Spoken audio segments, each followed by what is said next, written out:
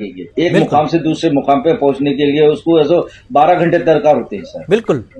तो इस तरह ये है। दूसरी बात इससे मैं ये यानी अमले की इंतहाई कमी है, काम बढ़ गया है, लोग कम है। वही साहब एक बार फिर जोड़ लेंगे, वही साहब जुड़ चुके हैं। वही साहब, नहीं, एक बात जो वक्फ बोर्ड की कारकर्दगी, अलहदा तेलंगाना के बाद जिस तरह से अमले की जरूरत थी, चीफ एग्जीक्यूटिव अफसर की जरूरत है, और काउंसिल ने भी सारी चीजें बताई है कि अमले की कमी और काम में कहीं ना कहीं मुश्किलात हैं, रिकॉर्ड रूम बंद हैं और जायदादों के तहफ्फुज को लेकर तेलंगाना वक्फ बोर्ड को कई मसाइल का सामना है।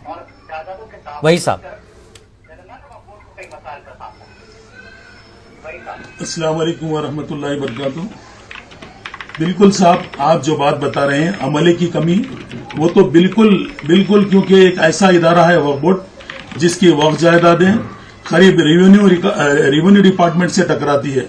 हमारी जायदादें भी बहुत हैं, हमें स्टाफ की बहुत ज्यादा कमी हो रही है और सबसे ज्यादा हमको ये भी हो रहा है कि रेगुलर सीओ हमें नसीब नहीं हो रहा है। और जहां तक वक्फ बोर्ड की कारकर्दगी का सवाल है, मैं आपको ये साफ तौर पर बता दूं, जब से तेलंगाना रियासत नई रियासत कायम हुई, कोई नए लैंड पर हमने कब्जा होने नहीं दिया और रिसेंट 7 प्रॉपर्टीज को हमने हमारे पोजीशन में लिया है। पूरा रिकॉर्ड मैंने आपके टेलीविजन के इकबाल हुसैन साहब बात करे तो उनको रिकॉर्ड दिया हूं, पूरा आप निकाले सो।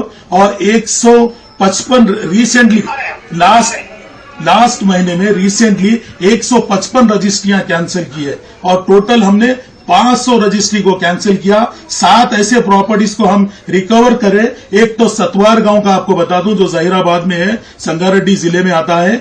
870 एकड़ जायदाद को हमने पोजीशन हासिल किया।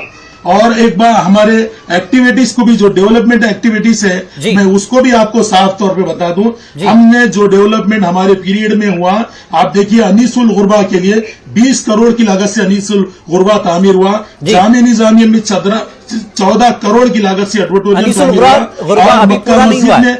अनीसुल गुरबा की बिल्डिंग अभी पूरी तरह से तामीर नहीं हुई, अभी पूरा काफी अरसा हो गया है। हाँ, नहीं अनीसुल गुरबा अल्लाह के फजल करम से 4 मंजिलें इमारत गिर चुकी है। 4 मंजिलें इमारत गिर चुकी है।